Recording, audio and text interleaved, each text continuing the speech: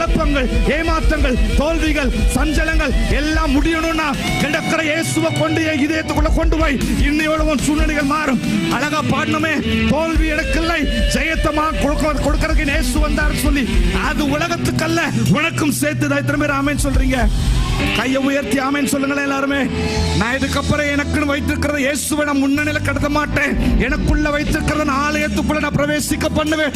அது நிமித்தமாக அழகா வசனம் சொல்லுது, கர்த்தர் தமது சபை நடுவில் தமது ஜனங்களை என்ன பண்றாரு?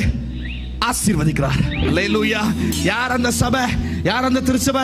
நான் தான் அந்த ஆலயம். அல்லேலூயா. எனக்குள்ள வாசம் பண்ணுகிற ஆண்டவர் எனக்காக ஒரு காரியத்தை வைத்திருக்கிறார். 2024 அந்த காரியம் நிச்சயமாய் நடக்கும்.